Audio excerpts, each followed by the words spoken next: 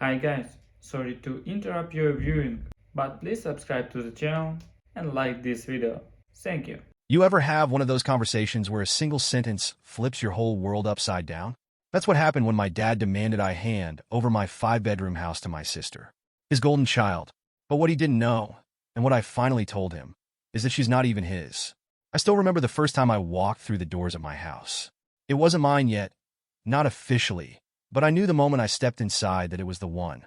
5 bedrooms, 3 bathrooms, and just enough character to remind me it wasn't some cookie-cutter build. The hardwood floors creaked under my feet, the banister was slightly scuffed, and the kitchen had avocado green countertops that were decades out of style. But it felt real. That house represented everything I'd worked for. I spent years scraping by in tiny apartments, living paycheck to paycheck while I climbed the corporate ladder. Every late night at the office, every skipped vacation, every time I turned down a dinner out with friends to save money, it all led to this. I poured my soul into making it my own. The avocado green countertops were the first to go, replaced with sleek, white quartz that made the kitchen feel twice as big. I painted the walls soft, inviting colors, put up shelves I'd built myself, and even turned one of the bedrooms into a home office with a custom desk. It wasn't just a house. It was my sanctuary, a place where every corner told a story about who I was and what I'd achieved. So when my dad came over last month, I expected him to be proud. I'd invited him for a barbecue, a casual Sunday afternoon thing. I spent the whole morning cleaning the house and prepping the backyard, wanting everything to look perfect. At first, he seemed impressed, or at least curious. He walked through the rooms with his hands behind his back, nodding at the details like he was inspecting a museum exhibit. "This is nice," he said, standing in the middle of the kitchen and eyeing the quartz countertops. "Real nice." "Thanks," I said, beaming. "I did a lot of the work myself." He nodded again, but didn't say much more. It wasn't until we sat down in the backyard, plates of grilled chicken and potato salad in front of us, that he dropped the bombshell. "This is too much house for you," he said, shaking his head like he was disappointed. I laughed, thinking it was one of his usual sarcastic comments. "What are you talking about? It's perfect for me." "No, I mean it," he said, putting his fork down and leaning forward. 5 bedrooms? 3 bathrooms? You're one person. What do you even need all this space for?" I stared at him, waiting for the punchline, but it never came. "I don't see the problem," I said carefully, trying to gauge where he was going with this. He crossed his arms and gave me that stern look he perfected during my teenage years. "Melissa needs this house more than you do. She's got 3 kids crammed into a 2-bedroom apartment. They don't even have a backyard to play in." My chest tightened. "Wait, are you saying I should give Melissa my house?" "It makes sense," he said like it was the most obvious thing in the world. "You're single, no kids, and this is way more space than you need. She's family. Don't you want to help your sister out?" I laughed again, but this time it was more out of shock than humor. "Dad, I worked my butt off for this house. It's not like I'm sitting on a pile of spare homes I can just hand out." "You wouldn't be giving it away," he argued. "She'd take over the mortgage. It's not about the money. It's about doing the right thing for the family." "Right for who?" I shot back. "Because it sure as hell doesn't feel right for me." He frowned, clearly not expecting resistance. My dad had this way of talking that made you feel like saying no was some kind of moral failing. "I'm not trying to take anything away from you," he said, his tone softening slightly. "But Melissa's struggling. She's got 3 kids to think about. You've got this big, empty house all to yourself. It's selfish to keep it when you don't need it." I felt my blood pressure spike. Selfish? I'd spent years sacrificing to get to this point, and now I was selfish for wanting to enjoy the fruits of my labor? "I'm not giving her my house," I said firmly. End of discussion. He leaned back in his chair, crossing his arms again. "You're making a mistake," he said, his voice low but sharp. "No, Dad," I said, standing up and grabbing our empty plates. "The mistake was thinking this house was any of your business." The rest of the visit was painfully awkward. He barely said goodbye when he left, and as I watched his car disappear down the street, I couldn't shake the feeling that this wasn't the last I'd hear of it. I'd always known my dad had a blind spot when it came to Melissa, but this was different.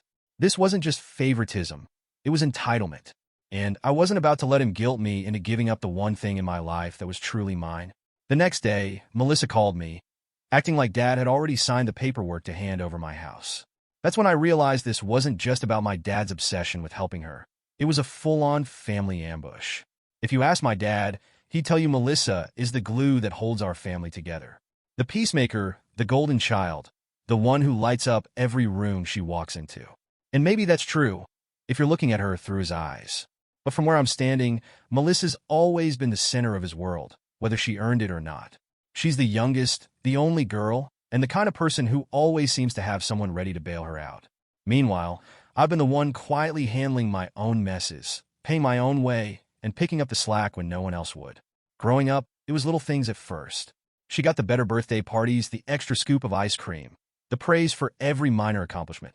She's your little sister, Dad would say whenever I pointed out the imbalance. Be nice to her. But as we got older, the favoritism became more obvious and harder to stomach. When Melissa got pregnant at 22 and her boyfriend disappeared, Dad turned himself into her personal savior. He helped her find an apartment, paid for a nanny, and even bought her a car so she wouldn't have to take the bus. I remember asking him why he couldn't help me buy a car when I was in college, and his answer was simple. You don't need my help. Melissa does. And that's how it always went. Melissa needed. I didn't. The morning after Dad's little, "You should give Melissa your house" speech, I was still fuming when my phone rang. Her name flashed on the screen, and I almost didn't answer. But curiosity got the better of me. "Hey," I said, try to sound neutral. "Hey," she chirped, her voice full of forced cheer. "So, Dad told me the good news." I blinked. "What good news?" She laughed like it was obvious. "About the house. He said you're going to let us move in. This is such a relief. The kids are going to love the backyard." I gripped my phone tighter, trying to keep my cool. "Melissa, I didn't agree to that." There was a pause, and I could almost hear her brain working to process my words. "Oh," she said finally, her tone dropping. I thought, well, Dad made it sound like you were on board. "Well, I'm not," I said firmly. "This is my house. I worked hard for it, and I'm not just handing it over." Her sigh was loud enough to make me pull the phone away from my ear. "I'm not asking you to hand it over," she said, her voice tinged with irritation. "We pay the mortgage. It's not like we're asking for charity." "It's not about the mortgage," I said, cutting her off. "It's about the principle. This is my home. I'm not giving it up just because Dad thinks you deserve it more than I do." For a moment, there was silence. Then she played her trump card. "If Mom were still here," she said softly, "she'd want you to help." My breath caught in my throat. Mom. The unspoken name that always hung in the air like a ghost. "Don't bring Mom into this," I said, my voice shaking. "Why not?" she shot back. "She raised us to take care of each other, to put family first. That's all I'm asking you to do." "No," I said, my tone sharper now. "You're asking me to sacrifice my happiness for yours. And I'm not doing it." She let out a bitter laugh. "Wow, I didn't realize you were so selfish." That word selfish hit me like a slap. It was the same word Dad had used, the same word that always seemed to come up whenever I tried to set boundaries. "I'm not selfish," I said, my voice steady despite the anger boiling inside me. "I'm just tired of being expected to clean up everyone else's messes." "Fine," she snapped. "If that's how you feel, then I guess I'll figure something out on my own." "Good," I said, hanging up before she could say anything else. I spent the rest of the day trying to shake off the conversation, but her words lingered like a bad smell. Selfish. Family. Mom. It was all designed to make me feel like the bad guy, and I hated that it was working. That night, I poured myself a glass of wine and sat on the couch, staring at the framed photo of Mom on my mantel. It was taken on one of her good days, her smile bright and full of life. "What would you do?" I whispered, my voice barely audible. But the room stayed silent, and the answer never came. I thought that would be the end of it. But when Dad decided to bring up the house at a family dinner, I realized this was more than just Melissa pushing her luck. It was a full-blown campaign to guilt me into submission. I thought the situation with the house would blow over after my conversation with Melissa. I'd said my piece. She'd played her guilt cards, and I assumed we were at a stalemate. But I underestimated my dad's ability to turn every personal disagreement into a public performance. He called me a few days later and invited me to Sunday dinner. His voice was overly casual, like he was trying to smooth things over. "You've been so busy lately. It's time for a proper family meal," he said, as if guilt-tripping me about dinner would erase the tension. Against my better judgment, I agreed. When I arrived, the house smelled of garlic bread and marinara sauce. My dad was at the stove, stirring a pot of spaghetti, and Melissa was at the kitchen table with her kids, looking suspiciously cheerful. The whole setup screamed ambush, but I kept my guard up and plastered on a polite smile. Dinner started harmlessly enough. The kids talked about school, Melissa laughed at something innocuous, and Dad launched into a story about fixing the washing machine. For a brief moment, I thought I might have been overthinking it. Maybe this really was just a normal family dinner. And then Dad cleared his throat. So, he said, leaning back in his chair, I've been thinking about what we talked about the other day. I froze, my fork halfway to my mouth. What about it? I asked, even though I already knew. The house, he said, like it was the most obvious thing in the world. It just makes sense, doesn't it? You don't need all that space, and Melissa could really use the help. It's the least you can do for your sister. My stomach tightened, but I try to keep my tone calm. Dad, we've already talked about this. Well, we didn't really finish talking, he said, his voice measured but firm. Look, I know it's a big ask, but Melissa is family. And family helps family. I glanced at Melissa, who was sitting quietly, her face the picture of manufactured innocence. She wasn't even trying to defend herself, probably because she knew Dad would do it for her. I'm sorry you're struggling, I said, trying to keep my voice steady. But this house is mine. I worked hard for it. I'm not giving it up. Dad's face darkened. It's not just about you, he said, his voice low. Melissa has kids to think about. You're sitting in a 5-bedroom house all by yourself. Don't you think that's a little selfish? That word selfish was like gasoline on a fire. I'm selfish. I snapped, my voice rising. I've spent my whole life being told to put her needs first. I've worked my butt off to build a life for myself. And now you're telling me I should throw it all away because she made bad decisions? How is that fair? Melissa's voice was soft but cutting. Do you think I wanted to end up like this? Do you think I enjoy having to ask for help? No, I don't, I said, meeting her gaze. But I don't enjoy being guilt into fixing problems I didn't create. The tension at the table was suffocating. My dad leaned forward, his face red. This is about family, he said, his tone sharp. We take care of each other. That's how it works. Funny how that only seems to apply when it benefits Melissa, I said, standing up. My dad pointed a finger at me, his voice dripping with authority. You need to grow up. Stop thinking only about yourself, and start thinking about what's best for the family. No, I said, grabbing my coat. I think it's time you started thinking about what's fair. And what's best for me. I walked out of the house without looking back. My chest felt tight, and my mind was racing with a mix of anger and sadness. The weight of years of resentment had finally broken free, and I didn't know what to do with it. When I got home, my phone buzzed with messages from Melissa and Dad. Melissa called me selfish again, throwing in how disappointed Mom would be if she were still here. Dad's voicemail was colder, telling me he hoped I was happy now that I'd shown my true colors. As I sat on my couch, the house suddenly felt bigger and emptier than it ever had before. For the first time, I wondered if I'd made the right choice, or if I was just fueling a family war I couldn't win. And then I thought of Mom. I thought of the things she'd told me before she passed, the secrets she'd kept, and how those secrets might change everything. I'd kept Mom's secret for years, but now I wasn't so sure I should. If Dad and Melissa were determined to paint me as the bad guy, maybe it was time they heard the truth they weren't ready for. The call started the next morning. My phone buzzed with a notification from my dad, and before I even opened it, I knew it wasn't going to be a casual, "How's your day?" kind of message. It was a voicemail, long, rambling, and laced with just the right amount of disappointment to make my stomach churn. Family is supposed to take care of each other, his voice said, low and deliberate. Melissa has been through enough. Those kids deserve a better life, and you're turning your back on them. What kind of sibling does that? The guilt landed right on schedule, like a heavy weight pressing down on my chest. But I didn't call him back. I wasn't ready to have that conversation again, especially when I knew exactly how it would go. Then came Melissa's texts. The first one was a photo of her kids sitting cross-legged on the worn carpet of their apartment, a plastic toy castle between them. The caption read, "This is the only backyard they have. Imagine how much happier they'd be with real grass to play on." I stared at the image, torn between anger and sadness. It wasn't the kids' fault. They didn't ask to be dragged into this mess. But the manipulation was obvious, and it made my blood boil. The next text was worse. It was a picture of her youngest, Ava, sitting by the window with a single tear rolling down her cheek. The caption said, "She asked me today why she can't have a yard like other kids." I didn't know what to tell her. I wanted to scream. I wanted to throw my phone across the room. Instead, I put it face down on the coffee table and walked away. For days, the messages and calls kept coming. Dad's voicemails grew shorter but sharper, like he was losing patience. "I'm disappointed in you," one of them said, the words hitting harder than I wanted to admit. "I didn't raise you to be this selfish." Melissa, on the other hand, leaned harder into her strategy. More pictures, more guilt-laden captions, more mentions of how much Mom would have wanted me to help. By the end of the week, I felt like the villain in my own story. I started questioning myself. Was I being selfish?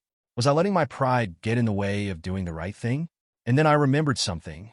It was something my mom had told me years ago, in a quiet moment when it was just the two of us.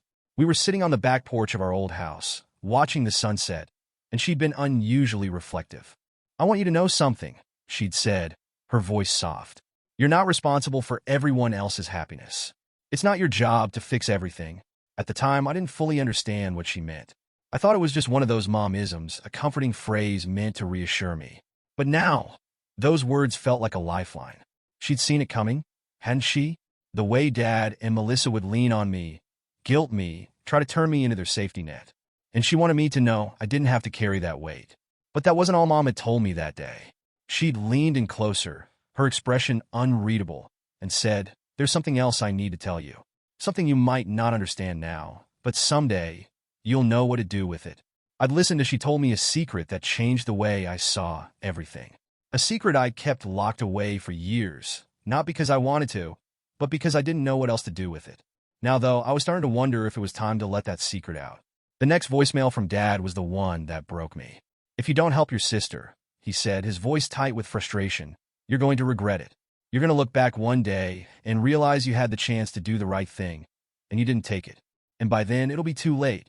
I listened to the message twice, each word cutting deeper than the last. Then I hit delete. They wanted me to feel guilty, and for a while it worked. But Mom's words echoed in my mind, reminding me that guilt wasn't the same as responsibility. Melissa wasn't my responsibility. Her choices, her life, her struggles, they weren't mine to fix. And maybe, just maybe, it was time to remind Dad of that too. I couldn't take it anymore. If they wanted to guilt me into submission, I had something that would stop them in their tracks. Something they weren't ready to hear. And once I said it, there'd be no going back. I still remember that summer evening like it was yesterday. The air was warm, the cicadas hummed in the distance, and the sky was painted in hues of orange and pink.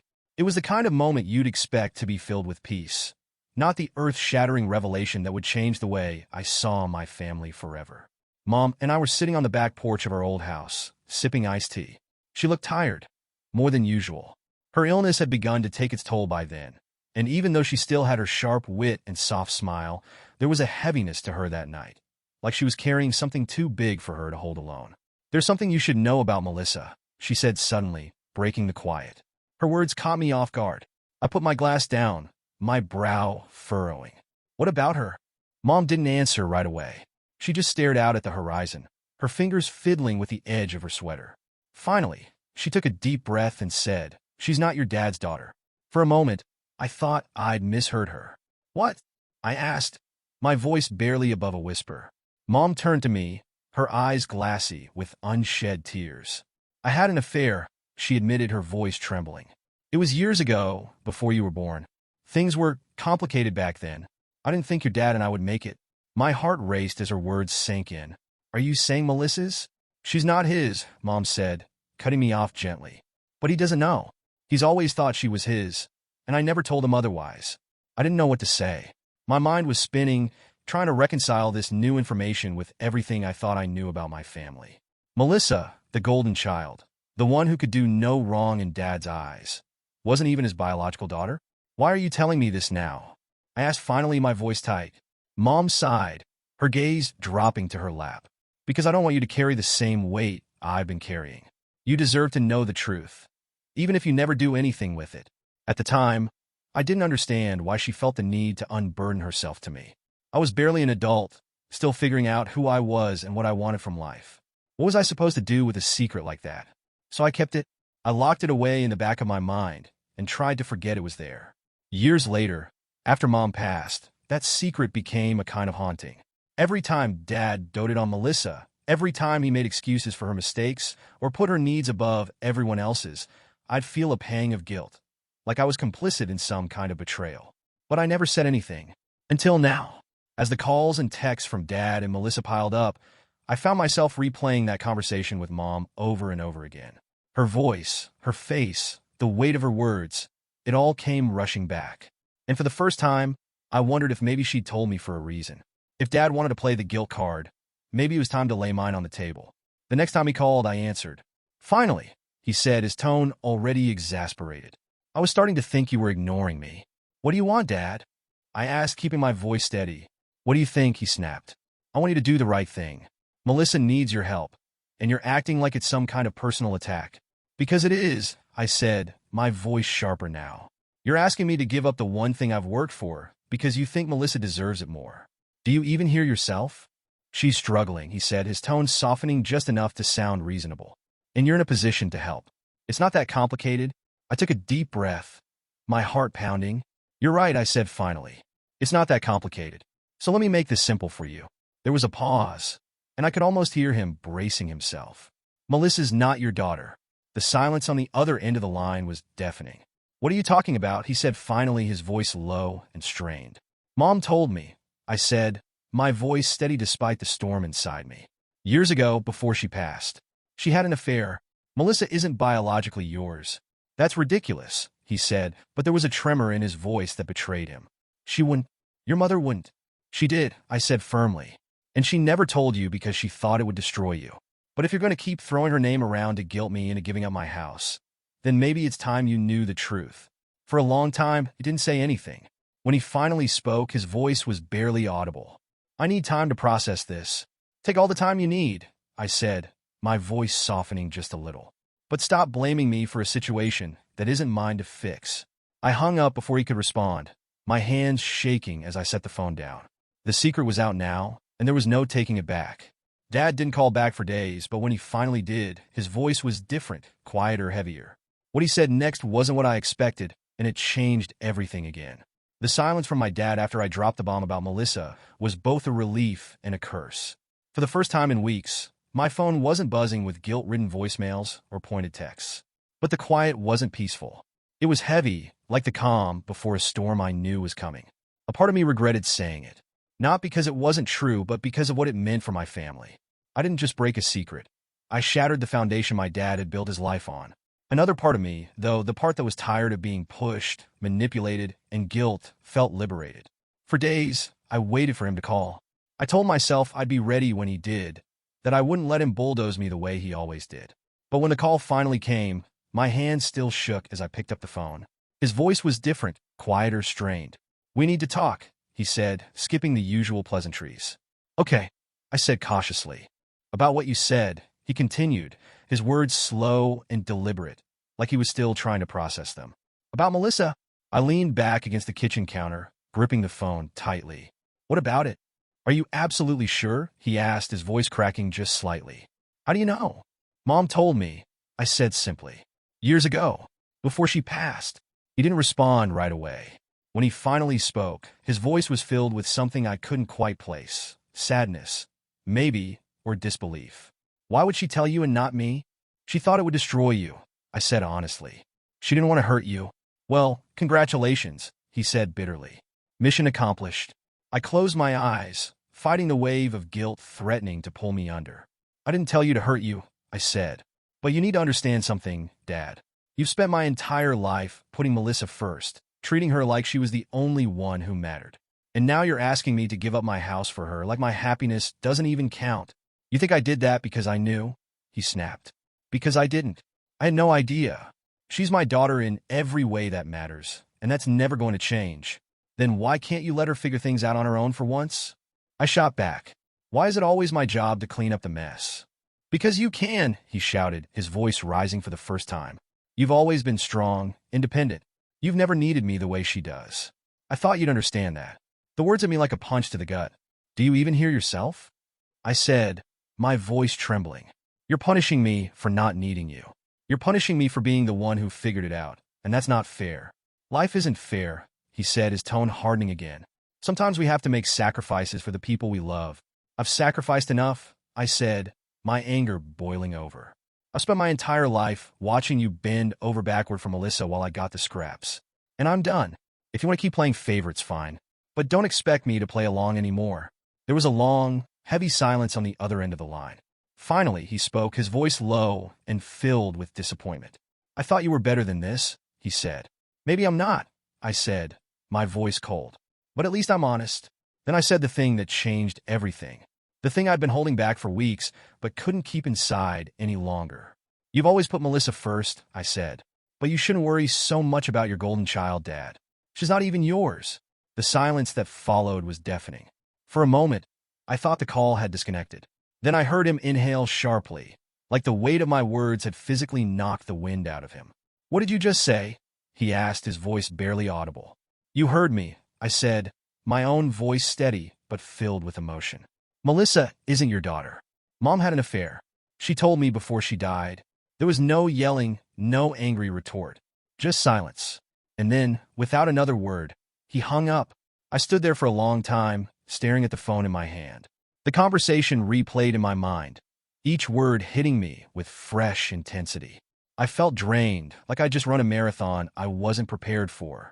A part of me wanted to cry, but another part felt numb. The truth was out now, and there was no taking it back. What happened next was anyone's guess. My dad didn't call back for days.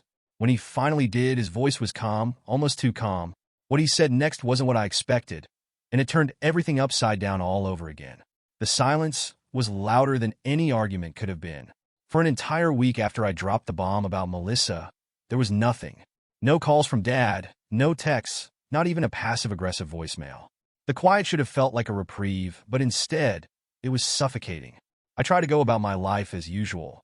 Work, errands, the occasional Netflix binge, but the tension hung over me like a dark cloud.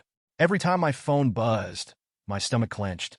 I expected an explosion, but when it finally came, it wasn't from the person I'd been bracing for. Melissa was the first to reach out. She called me late one night, her name lighting up my screen like a warning. Against my better judgment, I answered. "How could you say something like that?" she screamed before I could even say hello. I sighed, pinching the bridge of my nose. "Melissa, calm down." "Calm down," she snapped. "You told Dad I'm not his daughter. Do you have any idea what you've done?" "Yes, actually," I said, my voice sharper than I intended. "I told him the truth. Something Mom should have told him years ago." "You had no right," she hissed. "And what about my rights?" I shot back. "Do you think I enjoy being the one who's always expected to sacrifice everything for you? You've been the center of Dad's world your whole life, Melissa. Have you ever wondered why? Why you got everything handed to you while I had to fight for scraps?" Her silence was deafening. For a moment, I thought she might actually say something, acknowledge the unfairness, admit she'd noticed the difference. But instead, she hung up. The next morning, the family group chat exploded. Apparently, Melissa hadn't wasted any time rallying the troops. By the time I checked my phone, there were dozens of messages, all from cousins, aunts, and uncles who suddenly had a lot to say about my decision to air the family's dirty laundry. "How could you do that to your dad?" one cousin wrote. "Some things are better left unsaid," an aunt chimed in. "You've always been a little selfish, but this takes the cake," added another. I scrolled through the messages, my anger building with each new accusation. None of these people had been there for me growing up. None of them had seen the way Dad treated me like an afterthought while bending over backward for Melissa. And now they wanted to weigh in, acting like they had the moral high ground? I put my phone down, my hands trembling with frustration. For the next few days, the messages kept coming. Some were kinder, offering platitudes like, "You know your dad loves you, right?" Others were downright vicious, accusing me of tearing the family apart for no reason. But the one message that finally pushed me over the edge came from a distant uncle I hadn't spoken to in years. "You should apologize," he wrote. "Family is more important than the truth. Family is more important than the truth." The words echoed in my mind, twisting my stomach into knots. Was that what everyone believed? That I should have kept quiet, let the lies fester, all for the sake of maintaining some fake sense of harmony? By the time Dad finally called, I was more than ready for a fight. His voice was calm, too calm. "We need to talk," he said, skipping any pleasantries. "About what?" I asked, though I already knew. "About Melissa," he said. "About what you said." I sat down, my heart pounding. "What do you want to know?" "Is it true?" he asked, his tone quieter now. "What you told me about her not being mine. Is it true?" "Yes," I said, my voice steady. "Mom told me herself." He didn't say anything for a long time. When he finally spoke, his voice was raw. "Why didn't she tell me?" "She was scared," I said honestly. "She thought it would destroy you." And maybe she was right. There was another pause, and I could hear him exhale deeply, like he was trying to steady himself. "And you? Why did you tell me now?" "Because I'm tired, Dad," I said, my voice breaking slightly. "Tired of being the one who always has to put myself last. Tired of being expected to fix everything while no one else takes responsibility. You and Melissa have been leaning on me my whole life, and I'm done." "I never meant to make you feel that way," he said quietly. "Maybe not," I replied. But you did. The call ended without resolution, just like everything else in our family. In the days that followed, I tried to focus on myself, on my work, my friends, my life outside of the family drama. But the weight of it all still lingered, like a storm that hadn't quite passed. I wasn't sure where things would go from here. Maybe the truth would bring some kind of clarity, or maybe it would drive us even further apart. Either way, I knew one thing for certain. I wasn't going to be the one to pick up the pieces this time. The fallout didn't end there. Just when I thought things couldn't get more complicated, Melissa showed up at my house, demanding answers. And what she said next left me speechless. The silence that followed my confession was unnerving. Dad hadn't called in days, which was unlike him. When I finally did hear from him, his voice was softer, almost unrecognizable, like the weight of the truth had finally stripped him of his usual certainty. "Is it true?" he asked. There was no preamble, no small talk, no room for deflection. He got straight to the point, and his voice cracked just enough to let me know he wasn't ready for the answer. "Yes," I said, my own voice steady despite the tremor I felt inside. "It's true." He exhaled sharply, the sound heavy and raw. "How do you know? How can you be sure?" "Mom told me," I said. "Years ago, before she passed. She told me everything." He was quiet for so long I thought the line had gone dead. When he finally spoke, his tone wasn't angry or accusatory. It was resigned. "I always wondered," he said softly. That caught me off guard. "You what?" "I always wondered," he repeated. There were moments, little things that didn't add up. But I told myself it didn't matter. She was my daughter. That's all that mattered. I didn't know how to respond. For the first time in my life, I felt sorry for him. Not enough to erase the years of frustration and resentment, but enough to feel the weight of what this revelation meant for him. "I don't know what to say," I admitted. "There's nothing to say," he replied. His voice was heavy with exhaustion. "I need time to think." And just like that, he hung up. The days that followed were a strange mix of quiet and tension. Dad didn't call again, and I didn't reach out either. I didn't know how to bridge the gap between us, or if it was even possible. Melissa, on the other hand, didn't let up. She texted me sporadically, alternating between anger and confusion. "Why would you do this?" she wrote in one message, followed by, "I don't understand what you're trying to prove." I ignored most of her texts, but the guilt lingered. Not guilt over telling the truth. I stood by that, but guilt over the way it had all unfolded. No matter how justified I felt, there was no denying the damage had been done. One afternoon, as I sat in my kitchen sipping coffee, I replayed Dad's words in my head. "I always wondered." It made me question everything. Had he really suspected all along? Had those suspicions shaped the way he treated Melissa and me? Had he favored her out of guilt, trying to compensate for something he couldn't articulate? And if that was true, where did it leave me? A week later, Melissa showed up at my house unannounced. I was in the middle of folding laundry when I heard the knock at the door. When I opened it, she stood there with her arms crossed, her face a mixture of anger and hurt. "Can we talk?" she asked, her voice clipped. "Sure," I said, stepping aside to let her in. She walked into the living room, her gaze darting around like she was looking for something to criticize. Finally, she turned to face me. "Why did you tell him?" she demanded. "Why now? What were you trying to accomplish?" I leaned against the doorway, crossing my arms. I told him because he needed to know the truth. I wasn't trying to accomplish anything except setting the record straight. She shook her head, her jaw tight. "Do you have any idea what you've done? He hasn't spoken to me in days. He barely even looks at me." I sighed, running a hand through my hair. "Melissa, this isn't about me. It's about the choices Mom made and the secret she kept. I didn't create this situation. I just told the truth." "But you didn't have to," she shot back. "You could have kept it to yourself. You didn't have to blow up our family like this." "Blow up our family?" I repeated, incredulous. "Do you even hear yourself? Our family has been broken for years, Melissa. This didn't start with me."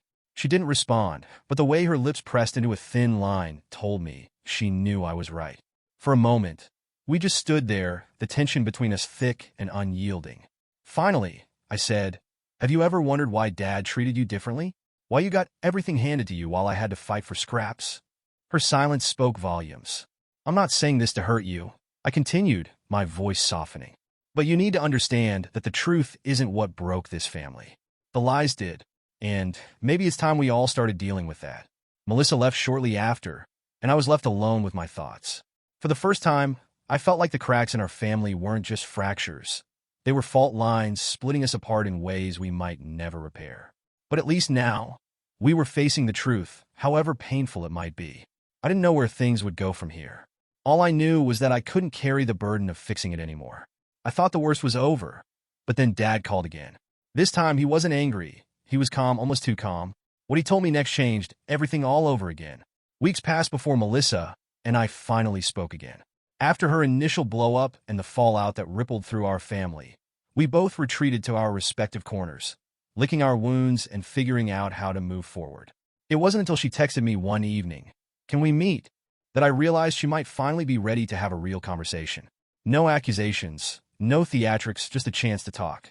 We met at a small cafe near my house. It was neutral territory, a quiet space where neither of us would feel cornered. When she walked in, I barely recognized her. Gone was the polished, put-together Melissa I'd grown up with. In her place was someone who looked tired, worn down by the weight of everything that had come to light. She slid into the seat across from me, her movements slow and deliberate. For a moment, neither of us spoke. Then she let out a shaky breath. "I didn't know," she said finally, her voice breaking. I tilted my head, studying her. "Didn't know what?" "About Dad," she said, her words coming out in pieces. "About any of it. If I had, I wouldn't have let him treat you that way." Her admission caught me off guard. I expected defensiveness, excuses, maybe even an attempt to justify how things had been. But this raw vulnerability was something I hadn't seen from her in years, if ever. "I believe you," I said, my voice softer than I intended. She looked up at me, her eyes rimmed with red. "Do you?" I nodded. "Yeah, I do."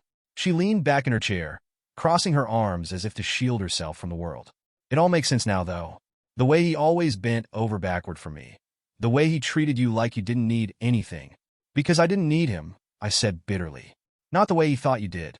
She flinched at my words, and for a moment, I felt a pang of guilt. But I didn't apologize. "Not this time. I didn't ask for it, you know," she said quietly. "I never wanted to be the favorite. I thought that's how things were supposed to be." I studied her, searching for any hint of insincerity, but there was none. For the first time, it felt like we were standing on even ground, stripped of the roles we'd been forced into by circumstances beyond our control. "Neither of us asked for this," I said finally. "But here we are." The rest of the conversation was a slow unraveling. Melissa talked about how the revelation had shaken her to her core, how she couldn't look Dad in the eye without feeling like an imposter, how the thought of her kids growing up without knowing the truth terrified her. "I don't know what to do," she admitted, her voice trembling. "How do you even begin to fix something like this?" "I don't know," I said honestly. "But maybe it starts with us." She looked up at me, her expression wary but hopeful. "Us?" "Yeah," I said. "We've spent our whole lives at odds, playing out this dynamic that wasn't even our choice. Maybe it's time we stop." Melissa nodded slowly, her eyes filling with tears. "I'm sorry," she said, her voice barely above a whisper. "For everything. For how I treated you. For taking so much and never giving anything back." Her apology hit me harder than I expected. It wasn't perfect and it didn't erase years of resentment, but it was a start. "I'm sorry too," I said, "for holding it all in for so long.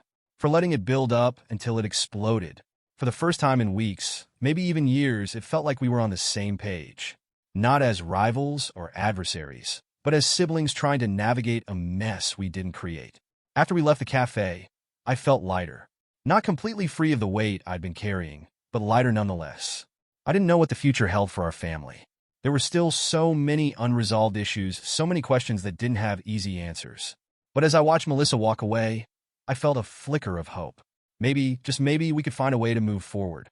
With Melissa and me finally starting to mend fences, I thought things might settle down. But when Dad called out of the blue, the conversation took a turn I never expected and left me questioning everything all over again. It's been months now, but sometimes it feels like a lifetime has passed since everything came crashing down. Dad still hasn't reached out, and honestly, I've stopped waiting for the phone to ring. I don't know if he's angry, hurt, or just processing everything in his own way, but the silence speaks volumes. Melissa and I are in a better place. Better than we've been in years, maybe ever. Rebuilding our relationship hasn't been easy. There are days when the old patterns creep back in, when I catch myself bristling at her words or assuming the worst about her intentions. But for the most part, we're learning to see each other as equals, not competitors in some invisible contest for Dad's approval. She's apologized more times than I can count, each one a little different, but no less sincere. I've apologized too, though it's harder than I expected to put into words the things I never said out loud. The resentment, the jealousy, the quiet ache of feeling like I was always in second place. The house has become my sanctuary again. For a while, it felt like a battleground, a place where every room echoed with the arguments and accusations of the past few months. But slowly, I've reclaimed it. The backyard has been my favorite project. I started planting a garden, something I've always wanted to do, but never made time for. There's a row of tomato plants near the fence, a patch of wildflowers by the back porch, and a small herb garden right outside the kitchen window. It's a work in progress, but every time I see a new bloom or pick a ripe tomato, it feels like a victory, proof that growth is possible, even in the aftermath of chaos. Inside, I've made smaller changes. A new coat of paint in the living room, a few new throw pillows, a bookshelf I built from scratch. They're little things, but they make the space feel more like mine again, more like the home I worked so hard to build. Sometimes, late at night, I find myself replaying the events of the past few months. I think about the moment I told Dad the truth about Melissa, about the way his voice cracked when he asked if it was true. I wonder if I could have handled it differently, if there was a way to tell the truth without breaking him. But then I remember Mom's words, the ones that have stayed with me all this time. You're not responsible for everyone else's happiness. It's not your job to fix everything. Those words have become my mantra, a reminder that boundaries are not just necessary, they're vital. Family isn't about sacrificing yourself to keep everyone else comfortable. It's about love, yes, but also about respect. About knowing when to say no, when to draw the line, when to let go. Do I regret telling the truth? Sometimes. There are nights when the weight of it all feels too heavy, when I wonder if I've done irreparable damage to the family we once had. But then I remind myself that the family we had wasn't perfect. It was built on secrets, on a foundation that was never as solid as it seemed. By telling the truth, I didn't destroy that foundation.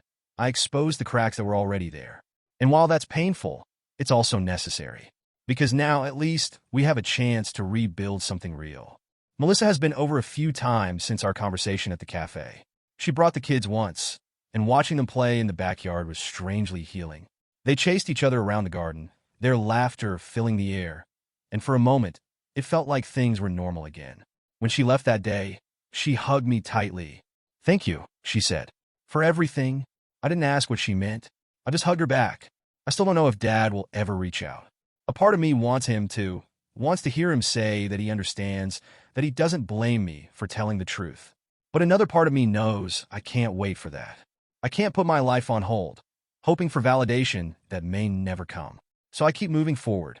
The garden grows, the house feels like home again, and my relationship with Melissa is slowly healing. It's not perfect, but it's something. And for now, that's enough. Final thoughts. Sometimes I wonder if I did the right thing. If there was another way to handle it, a way that wouldn't have caused so much pain. But then I remind myself of this. Family isn't about secrets, and it isn't about sacrifices that leave you empty. Family is about boundaries. It's about respect. And most importantly, it's about love, real love, the kind that doesn't come with conditions or guilt or manipulation. That's the kind of family I want. And for the first time, I feel like I'm on the right path to finding it. What would you have done in my shoes? Would you have kept the secret or told the truth, no matter the cost? Let me know. I'd love to hear your thoughts. Even with months of distance between me and the chaos, the question still lingers in the back of my mind. Did I do the right thing? The truth is, I don't know if there's a right answer. Some days, I feel like I had no choice but to tell Dad the truth. Other days, I wonder if I could have kept it to myself, buried the secret like Mom did, and let everyone keep living in their carefully constructed version of reality. But then I think about what it means to protect something that's yours. For me, it was my house, my sanctuary, the one thing I worked tirelessly to achieve, the one place that truly felt like mine. To give that up would have been more than a sacrifice. It would have been a betrayal of everything I'd built for myself. At the same time, I think about the weight of secrets, about how they erode relationships from the inside out, creating cracks that eventually turn into chasms.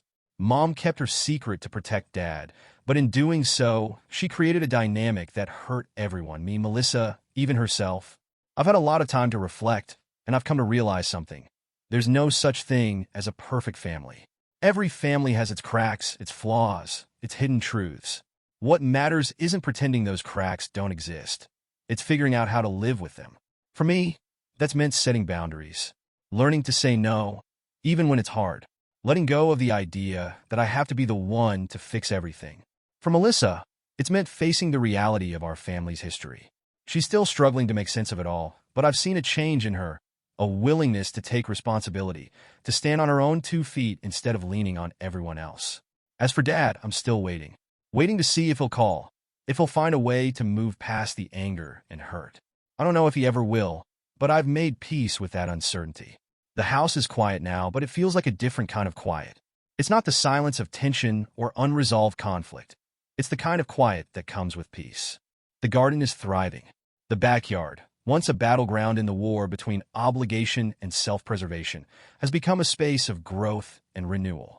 Watching the flowers bloom, seeing the tomatoes ripen on the vine, it reminds me that healing is possible. That even in the aftermath of destruction, something beautiful can grow. Sometimes when I'm sitting outside, I catch myself thinking about the past, about the fights, the secrets, the things that were said and the things that weren't. And I wonder, what would Mom think if she could see us now? Would she be proud? Or would she regret ever telling me the truth? In the end, the only thing I know for sure is that I made the best decision I could with the information I had. I told the truth because I believed it was the right thing to do, even if it wasn't easy. And maybe that's what it comes down to. Making choices that align with your values, even when those choices come with consequences. What would you have done? Kept the secret or told the truth? And how far would you go to protect what's yours?